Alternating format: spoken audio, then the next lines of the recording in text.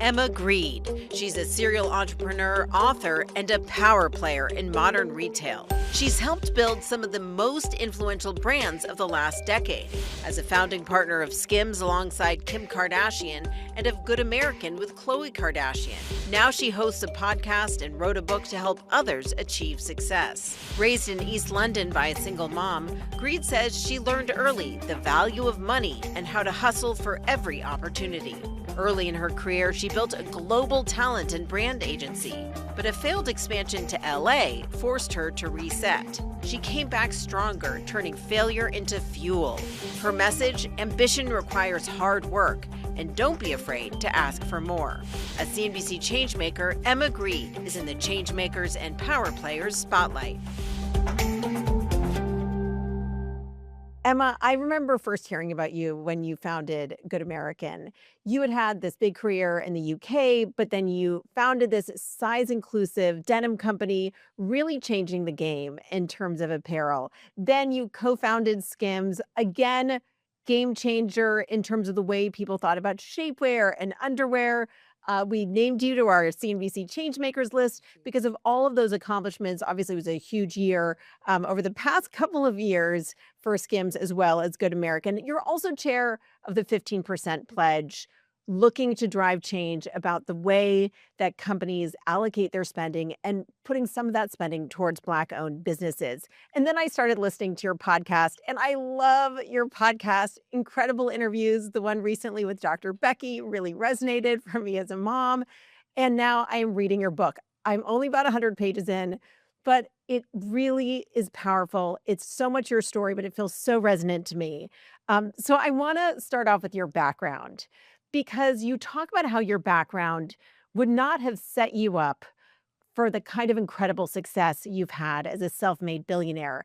But in so many ways, it seems like your background helped you learn the skills you needed to succeed. It's so true. And I love this as a starting place because I think so many of us think about where we come from and what we had when we started as something that holds you back. And I think it says everything about me and my mindset to actually think about those things as something that's been so formative in the way that I do business. You know, for anyone who doesn't know, like I grew up in East London, which is the hood. And certainly like when I was a kid, it was like tough and rough and, you know, not that nice. But there were all of these things that happened there and ways of behaving that I've realized have kind of made me the type of businesswoman and the type of person I am. There was a very, very high moral bar. You know, you told the truth and your word was king and you needed to be, you know, reliable to people. Like if you said you were going to do something, you would do it. And so when I think about the type of businesswoman that I am,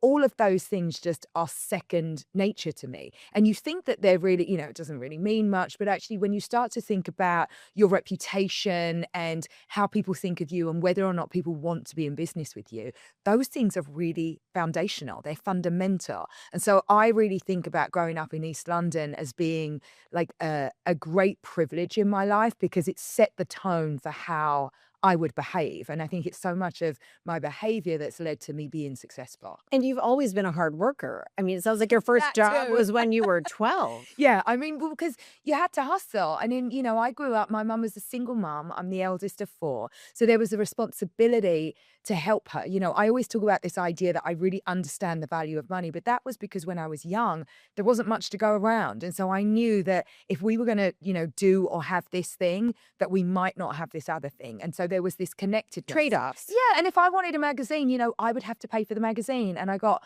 £1 allowance every week. And so you'd have to save up the money. And my sisters and I would trade. I'd be like, I need 50 pence off of you. And, you know, I'll take your chore over there so I can get that money. So there was this constant, you know, idea of value and swapping, but that money, it was finite, right? There wasn't enough to go around and therefore you had to make do.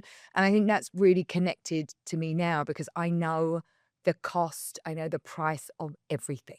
You know, even the stuff that I don't necessarily have to buy. Like I could tell you how much the stitching in each pair of jeans costs, how much a pocket bag is, what the componentry on a bra costs. Like I know the price of everything from the milk in the supermarket.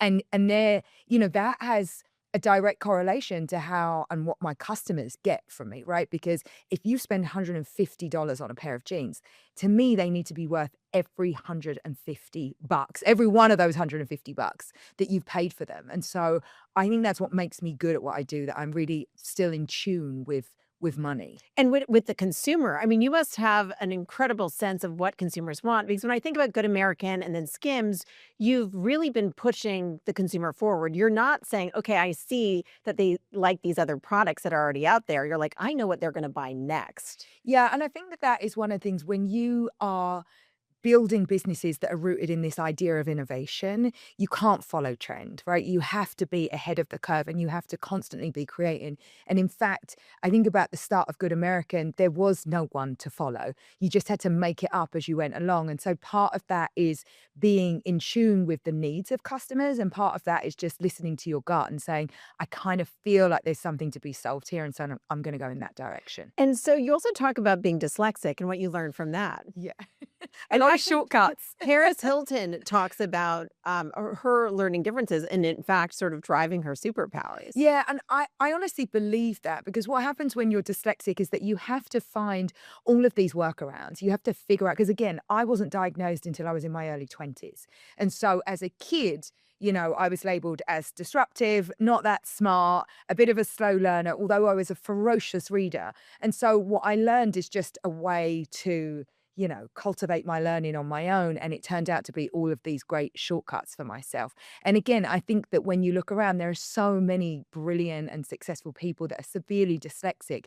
But I think the running theme in my life is that anything that could be seen as an obstacle was really something that I was like, I kind of can't let this stand in my way. And how can I actually turn these things to my advantage? And that's why this book is so important, because I really do think that starting with yourself and figuring out what your needs are and what you really want to do, and then putting yourself in the center of all of your decision making is so important, because otherwise we will allow our emotions and our thoughts to get in the way of what it is that we want to do. I think that's why I like the book so much, because it's your story, but it's really also about mindset. Yeah. And how anyone can adopt a mindset where they could take whatever challenges they're faced with, and we're all going to be faced with different challenges, and figure out how to turn them into opportunities. So. It is so much about that. But, you know, I feel like mindset is one of those things that's so overused, because, you know, ambition needs to find you working.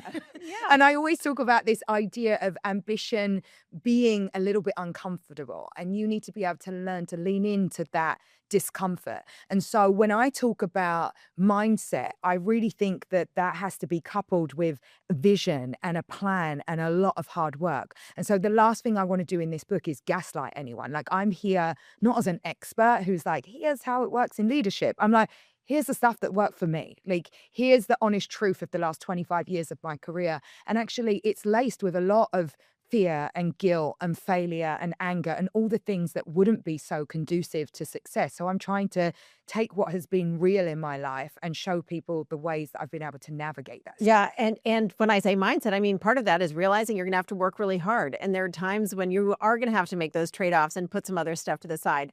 I want to get to some of the book takeaways later, but first to the examples of your own incredible career that have gotten you here, and that you have these amazing takeaways in your book. You've been a serial entrepreneur. You founded a talent management brand agency company in the UK, and then you founded Good American, which was really the thing that brought you here to the US and made you a global powerhouse, if you will. What was the moment when you realized this was a company you wanted to found, you saw the opportunity, and you knew you were the one to do it? Well, you know, I always feel like I have to go back a little bit, because actually my agency was global. I just failed. And that's the first thing to say. I had a thriving agency that worked in London, and it worked in Paris, and it worked in New York. And when I brought it to LA, I fell on my face. And so it was some of those learnings from having been here and had a business that didn't work out that for me was like, I'm never going to make those mistakes again. So when I came to LA for the second time with Good American, I was like, I need to move there. And, you know, I had a 2.5-year-old and a newborn baby. And so leaving like what was familiar to me and all the infrastructure and my family that I had in the UK was a big leap of faith. But I'd already had this huge failure coming here once before. And I was like, I ain't doing that again. So I actually used that as a springboard. And to me, it was like, just information. You know, I never am somebody that looks at failure and goes like, I did this bad thing. I'm like, that situation was bad. That thing didn't work. But what can I take from that and how am I going to do it differently next time? So coming into Good American, I had that failure to kind of go, all right, what's next and how am I going to do it differently? But also I had what I thought was the beginnings of this really like incredible business that I never thought of as denim. You know, I thought this is a movement. This is showing people a different way to approach fashion. And I had very strong, you know, gut feelings about it, despite what everybody was telling me. Because whichever retailer I went to, whichever factory I went to, whichever vendor I went to, they would literally tell me, like, this is going to fail. You will be out of money and out of business in 3 months. And so it was listening to what I knew and the kind of 15 years of work I'd done beforehand that led me to that place. It's all that information that said to me Good American could be really successful. But what was it even behind you wanting to start a retail brand? I mean, you hadn't been making clothes before. No. And to all of a sudden say, I think there's a market for this. I'm the one to do this. It was going into an entirely new industry. Absolutely. Naivety, I think. I imagined because I had marketed on behalf of some of the biggest brands that I could probably do it. And if I knew what I didn't know, probably never would have started. I just had this great idea, but I had no idea what it took to run an apparel company, which by, 10 o'clock on the morning of my launch was very apparent to my board. They were like, you're amazing at 7 a.m. And then at 10, they were like, you have no idea what you're doing. And by noon, they were like, you're not fit to be the CEO of this company. But I had great conviction in myself. And honestly, it was a leap of faith. It was more about having an understanding that I could connect everything that I'd learned in my years before starting the apparel company and leverage those things into this new experience. And honestly, a little bit of naivety and foolishness. And was there a moment where you saw consumers searching in a store or you were looking at what was available online? You're like, I think there's a hole in the market here. There were two big moments that really led me to this. The first one was being on countless sets. So much of what I did was about casting talent into campaigns. You'd go on the campaigns. They were extremely performative. So you'd have different girls of different nationalities that were all put there to attract, the different regions. So I was like, well, that's a fake. And then when you would walk around the back of the models, if ever there were a plus size model, the clothes actually didn't fit her. They were cut. So I was like, okay, so this is performative marketing in action. That was the first insight. Second insight was actually having been at a dinner and I wasn't sat at the cool end of the table. I was sat next to some guy and I was like, well, who's this guy? And it turned out he'd invested in a very big, very well-known plus size company. And so I was like, all right, well, tell me about them. And he gave me this information and said, this business is blowing up. And I went straight on my phone and I was like, this is the most ugly stuff I've ever seen. And surely if you're a size 20, you still have a taste level. You still want cute things. And that was like the lightning bolt moment where I was like, oh, I'm just going to make really cute stuff in every size. You talk in one of the podcasts about how you're always learning. Always. You were a voracious reader when you were delivering newspapers. You were reading them every morning. And to me, that's an example of you were just picking up the information around you and using that to find the opportunity. There's a story about you going up to Kris Jenner at a fashion show and her introducing you to Khloe Kardashian to then work on this business together. It was a little bit different from that. I actually, because of the world that I occupied, so I had this agency and my role was putting brands and talent together. So I knew every manager, agent, publicist in Hollywood. Like that was my job. I would come to LA every 6 weeks and I'd go around the offices and I'd go up and down the elevator in the agencies. And at that point, all of those years ago, Kris was a manager of an incredible group of potential clients. And so I met her in, a regular business meeting as I would any other manager. And I listened, like I would any other time, like, what are your clients potentially interested in? So when the two things came together, I was like, oh, maybe this could be interesting. And so how did the SKIMS partnership with Kim Kardashian come about? When did you together decide that this was going to be your next big project? It was much more organic than that because I think that what happens when you have trust in a business partnership, it often leads to other things. I have many, many of the same investors in different things that I do. And business partnerships, when they work well, help really flourish. And so there was no single moment. It was more about there being a trust level and an understanding and a relationship of here's what I uniquely bring and here's what you uniquely bring. And that just flourished. And so what would you say you bring and what does Kim Kardashian bring to that equation? How are your skill sets complementary? Well, I think that I have an innate understanding of what it is that I bring. And I place a very, very high value on my experience and my ability to execute. And, I think that when you have a lot of choice, and I mean this for them because when you are able to go into business with pretty much whoever you want, you choose the person that's best suited and that has the experience and the reputation that is going to match what you want to do. So these, I always think about the best business partnerships. You don't choose, one doesn't choose, you choose one another. It just happens that way. So I don't know that I'm in the best position to say, here's what I do, here's what they do. What we have is this incredible partnership that, like most things, has been figured out over time and it works really well. And I guess this is a question that would be relevant for anyone thinking about a partnership. What is it that makes your partnership with Kim or Chloe, or now you're working on Safely, and yet another company that you're co-founding, which is clean cleaning supply products for the home. What makes those partnerships work so well? You mentioned trust. I think it's always about trust because, again, you have to be able to have an intrinsic understanding of what your partnership brings and what it does together. And you have to be able to trust each other. And I think that's what's been built over many, many, many years. You continue to found new companies. You have a new one, which is NBA and NFL apparel, not with a Kardashian, with a different partner. How do you decide which ventures you want to get into? I think the best things, when I think about business, it's when whatever the idea of the company is, whatever the product of that company is, and what's happening in the culture have some type of crossover.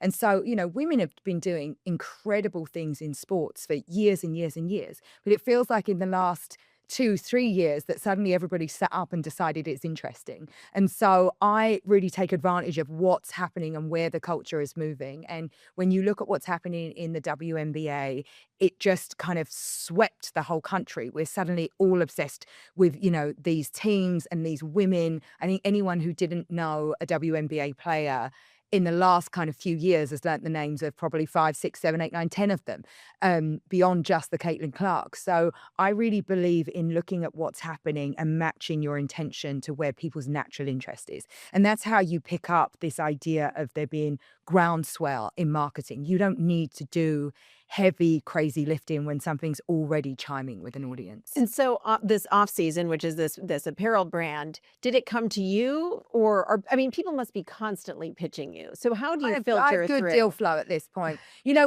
What's interesting is that tenacity is something that I really value because maybe I see that in myself a lot. And Kristen Juszczyk, who is the founder of Off Season, she'd started sewing in her bedroom. She's married to an NFL player and she was making herself different outfits. One of her outfits landed on Taylor Swift. She had this unbelievable viral moment.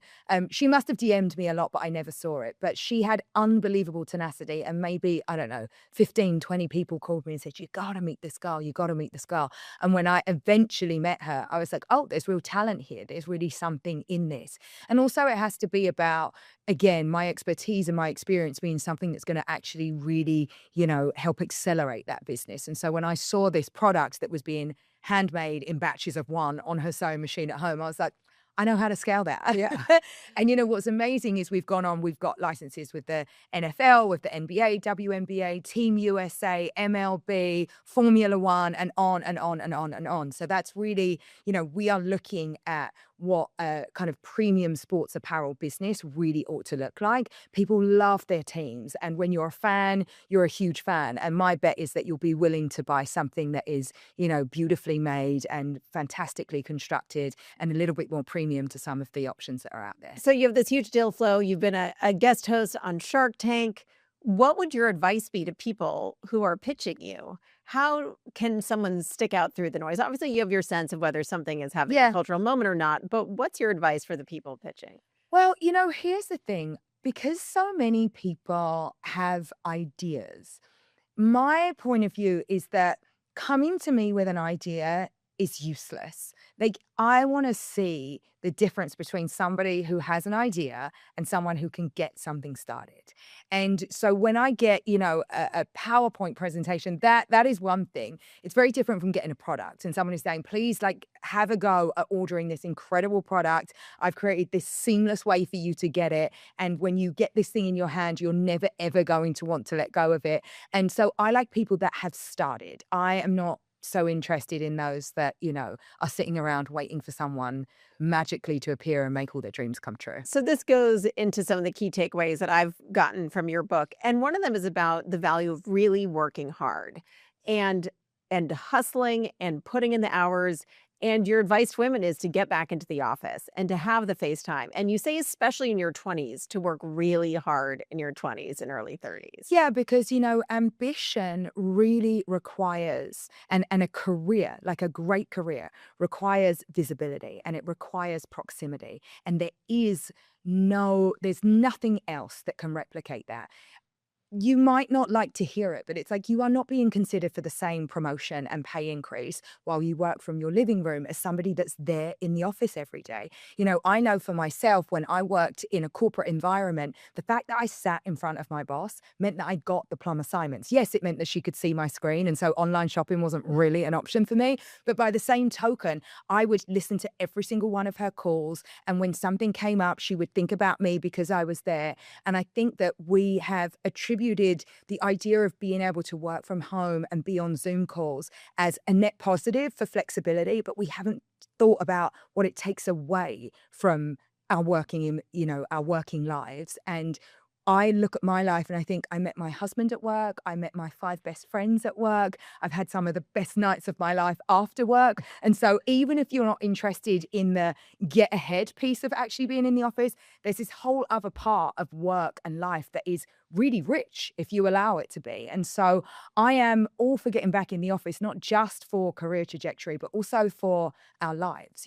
People are going out less. They're having less sex. They're getting married much, much less. And I'm like, the point of life is connectedness. It's to be with other people. And when I have these fantastic businesses, I'm not always thinking about the money that we're making or the products that we're doing. I also love coming into work. I love working in teams and I love being around people. And so I don't want that to be lost because, it's easier to be on a Zoom call in a bad outfit. And when you think about sort of the power that comes from brainstorming, it really seems like it's so important to have people together. And you have so many of these incredible partnerships that must be much more valuable when you're together as opposed to sitting on your couch. Yeah, I mean, I refuse all Zooms. My team will tell you. It's like it really has to be an emergency for me to be on a video call. So one of the other takeaways from your book that I found is that women have been taught a lot of horrible things about being apologetic and feeling guilt and not talking about money. And you're telling women that this is ridiculous and we need to own our power and feel comfortable sitting in discomfort and talking about money and asking for what we need and working hard and being unapologetic. All of that. Yes, yes, and yes. And here's the thing. This is not about blaming women in any way. I think what we have to realize is there's a lot of social conditioning that happens to us from, kids, right? It's like we don't say, he's a good boy. We're like, she's a good girl. And it teaches you to be small and be quiet and to be a pleaser.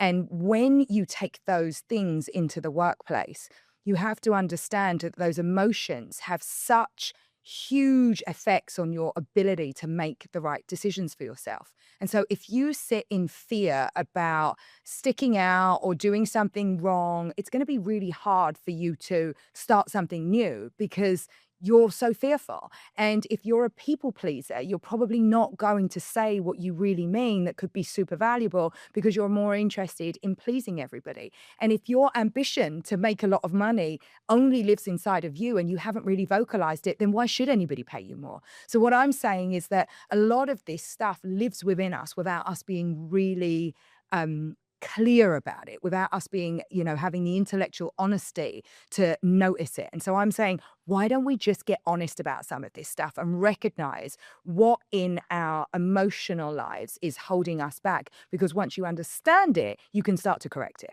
So it's about being honest internally and then being honest openly externally. Were you always like this? Always.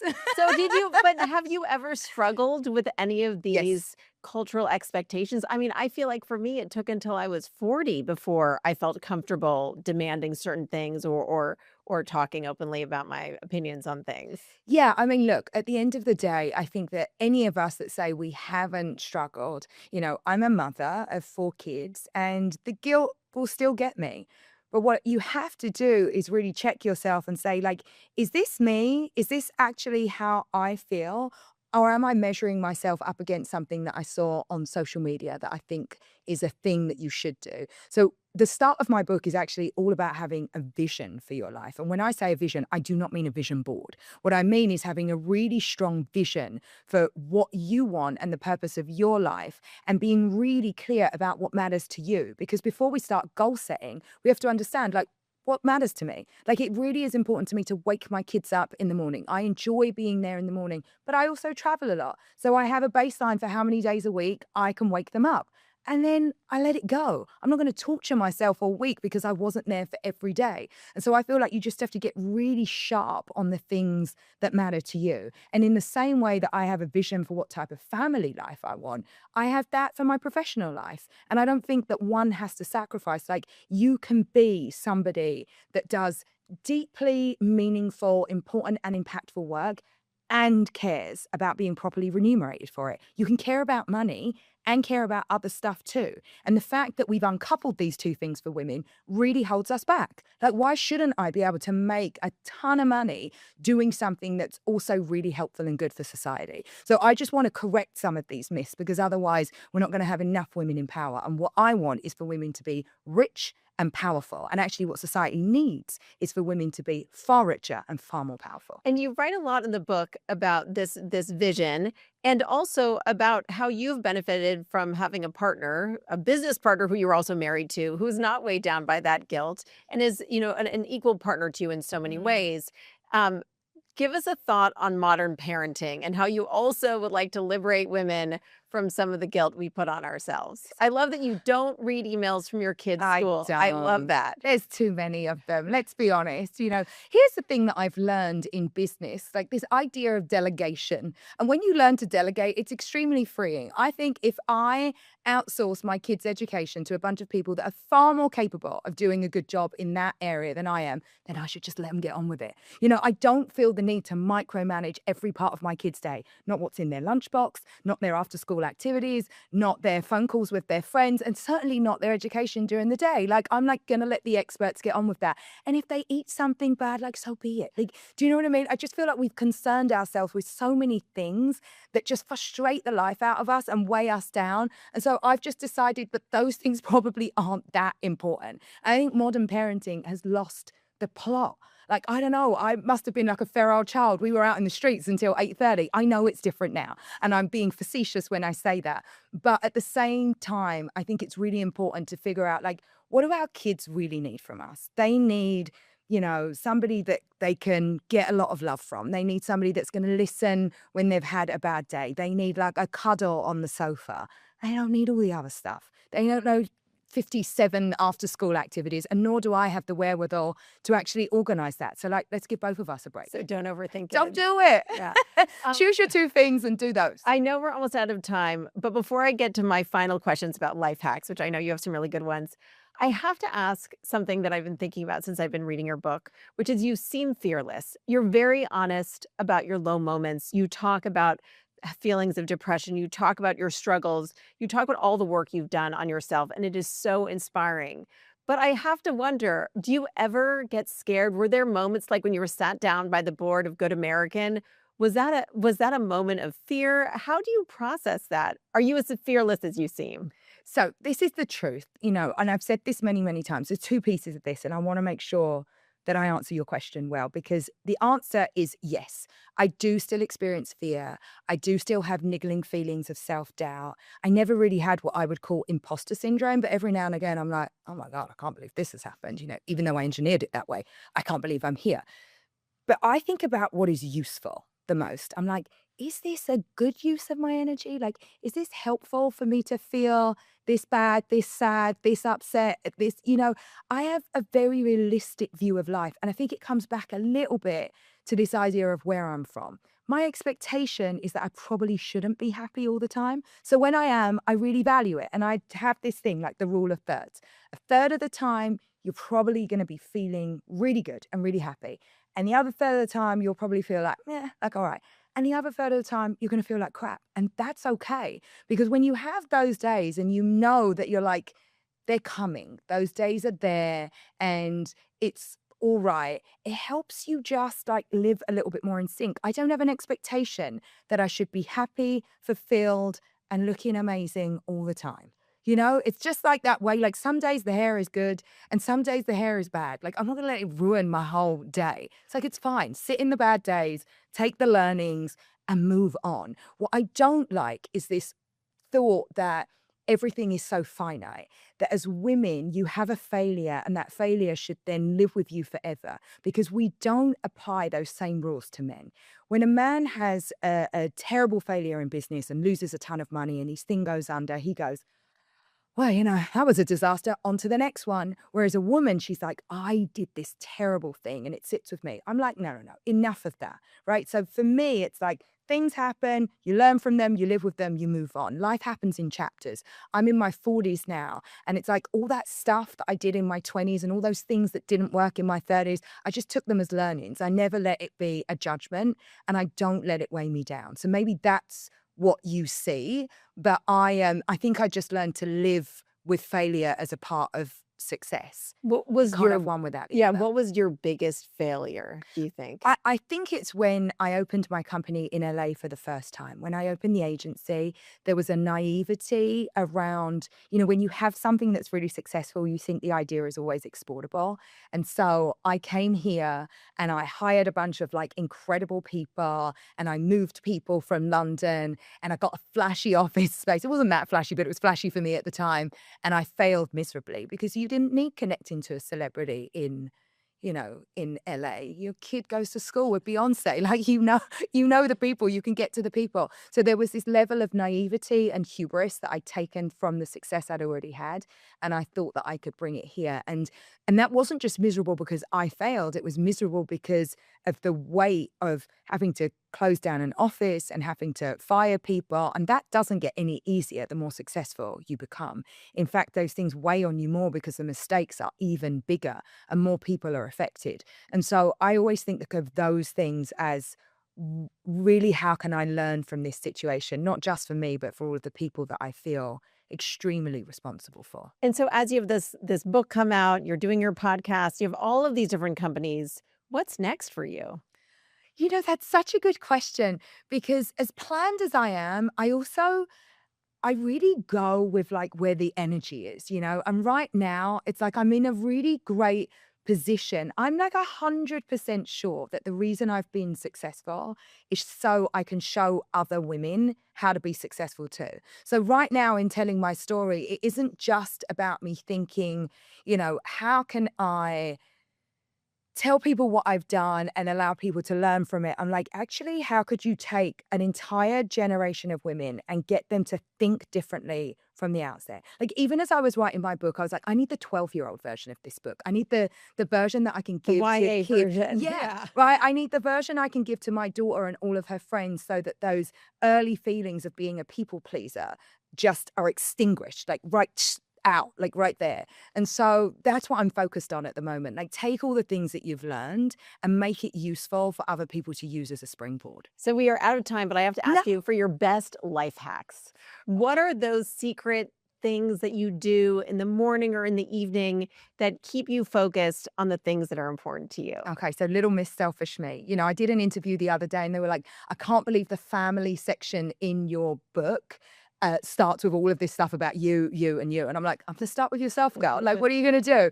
I really believe in orientating my day around me. And what I mean by that is that the first thing I do is not like get up and think about everybody else's day. I think about my day. I'm like, how can I feel centered and calm and do something that is just for me? And that usually is like a perfect cup of tea. I'm very serious about the cup and the type of tea and having a moment in the right place in my house. Then I do a workout. I don't speak to anyone. I don't look at my phone because I'm like this sort of precious time. And I learned this power of the mornings from when I had a paper route as a kid. I was like, this is like this golden moment at 5 a.m. when nobody bothers you and you can really look inward and you can really say, this is the stuff that's important to me. So the start for me is like the biggest hack is get up early and have a moment to yourself. And the only way I think I can say this really clearly is we all need to be a little bit more selfish. We all need to orientate ourselves around what is good for me. And I do that all the time without feeling bad about it. And I think that that's the biggest shortcut. I can talk to you about workouts and supplements and but you can get that all from somebody else far more qualified. I would say the true essence and the best hack that you can possibly have is to orientate yourself and your day and your week and your time and your energy around yourself. And then you will make better decisions through and through. Hands down. Do you use AI? Is that I part do. of it? I'm like a crazy AI. You know, I have an AI day. Like, this is what I do. Every 6 weeks, I have a day where I just shut down and I read everything that I haven't read, and I will just like spend time like doing the things. Because the only way that I learn is by physically doing it. And my team are like far and away, like so ahead of me. But if I don't actually use the applications, then, you know, Is there anyone that you love more than the others or any particular one you'd recommend? No, I'm still old school for what I do. I mean, you know, in the businesses, we have a lot of like incredible planning things that like dive into the data and give you all of these incredible insights and help you buy better and do all of that, right? So there's some really great stuff. But I honestly think for me, I'm a Gemini girl. Have been, always will be. Like, that's what works in my life. Well, I could keep asking you questions all day. This is incredible. I really appreciate you taking the time, and I'm much looking forward to reading the rest of your book. Emma, thank you so much for being here. Thank you so much for having me. One more thing before we go. We hope you'll join us at our upcoming Changemakers Summit, Thursday, April 16th in New York City. We'll be celebrating the inspiring women on the 3rd annual CNBC Changemakers list, with interviews and conversations with the leaders driving transformation and innovation across all sectors of the economy. To learn more about this incredible event, go to cnbc.com/changemakers.